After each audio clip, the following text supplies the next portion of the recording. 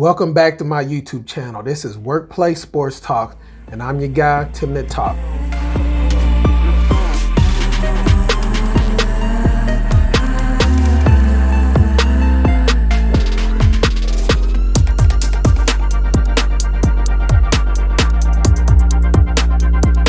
Making a quick video about the Tennessee Titans unofficial depth chart that just came out prior to their Friday's first preseason game. So there's some very interesting things. I'm going to preface this by saying that Mike Vrabel already came out earlier today and stated that don't be surprised that you see rookies so far low on the depth chart in certain positions, but it's still very telling to me, and I'm gonna give you my opinions. I'm gonna run through this very fast. I'm not gonna talk about every position, especially the backups.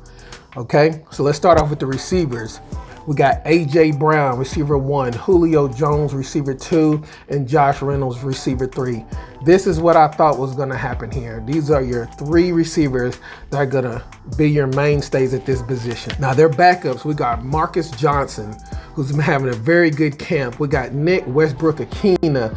We got the surprising Racey McMath. Then we got Cameron Batson. And the surprise on this receiver depth chart is Dez Fitzpatrick. He was our 4th round pick in this year's draft. So it's very surprising and concerning at the same time that he is at the bottom of the receiver core depth chart.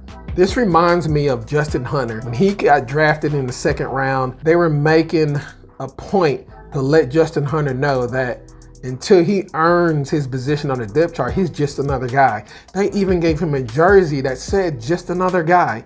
So it's concerning to me that Dez Fitzpatrick is now at this level of the Titans. And he was our 4th round draft pick, where you had Racey McMath, who was a later round draft pick who was raw. I'm guessing his raw potential is very high, stated by where he is on the depth chart, which means he is putting the work in to move his way up the depth chart. And what I can see by this is Dez Fitzpatrick is not. So A.J. Brown already came out and spoke highly on McMath, that said he reminds him of Julio Jones. Now probably a young, raw Julio Jones, but if he can even be a fraction of Julio Jones, the Titans really struck it good here. And by what Dez Fitzpatrick is doing in camp, or where his positioning is on the depth chart, somebody's coming through, but it's looking like it's McMath and not Fitzpatrick. Starter Swain, which everybody's gonna be surprised by that. I'm not surprised by that. Swain is the better blocker than Firkser, and he's a serviceable catcher. Okay. Then we got Firkser's role is gonna be what his role always was. Now it's probably getting expanded more with the exodus of Jonnu Smith. So Firkser probably is gonna be asked to block more. But when it comes down to the Titans scheme, if it's anything like the last couple of years, whenever they do 3 to 4 receiver sets, Firkser will be on that field because he can play close to the line of scrimmage. So he's going to be able to do that. He is very good in the slot, and he has been, and he's going to be a reliable target for Ryan Tannehill. And then lastly, we got Luke Stocker. Of course, we just signed him. Luke Stocker already knows the system, and he's a very good blocker and a serviceable catcher also. But Swain is better catching than Stocker, which is why Swain is getting the start. Left tackle, we got Taylor Lewan, and his backup is Quisenberry.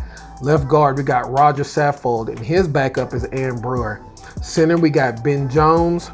Right guard, we got Nate Davis, and his backup is Dylan Rader. Now, this is very surprising. You might say, why? He's a rookie.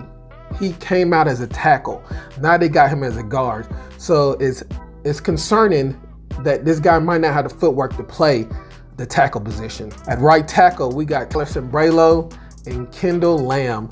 These 2 guys are on the starting line. They are battling for the starting position. I had an inclination that this might happen because Taylor Sombralo played really good last year, and Kendall Lamb is an unknown prospect, but he looks like he's stepping up to be a starter for the Titans. At quarterback, we got Ryan Tannehill, and his backup is Logan Woodside and Matt Barkley. At running back, we got Derek King Henry, Darrington Evans, and Brian Hill. At fullback, we got Blasingame. Now for defense, we play a 3-4 defensive scheme. This is what we got at defensive end. Danico Autry. At nose tackle, we got Tierra Tart. That guy's been making plays.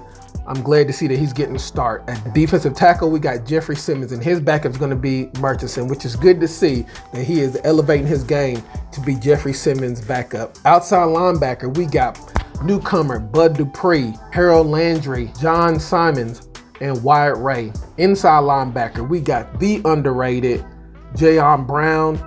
His backup is David Long. Other inside linebackers, Rashad Evans. His backup is Jan Johnson. And we got Monty Rice. For cornerbacks, we got Jack Rabbit Jenkins. The other starting cornerback, we got Kristen Fulton, which that is good to see that he's elevating his game also. I've heard nothing but good things about Kristen Fulton. He is really stepping up this year and taking on that starter role. His backup, we got Caleb Farley and Chris Jackson. Chris Jackson is also playing a little bit safety. Chris Jackson has made himself very indispensable in this Tennessee Titans defense, and it's good to see. At safety, we got Kevin Byron, Amarty Hooker, and Dane Cruikshank. For kicker, we got Tucker McCanns, and for punter, we got Brett Kearns. As punt returner, we have Chester Rogers in a battle with Cameron Batson. Only one of these guys is going to make the team.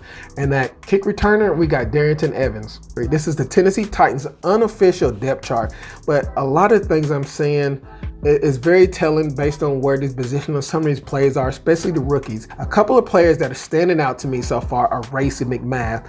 If they hit on this guy, the Titans receiver corps is going to be something to fear for at least the next 3 to 5 years. Thank you for joining me today. This is Workplace Sports Talk, and I'm your guy, Tim the Talks. See you next time. Hey, yo.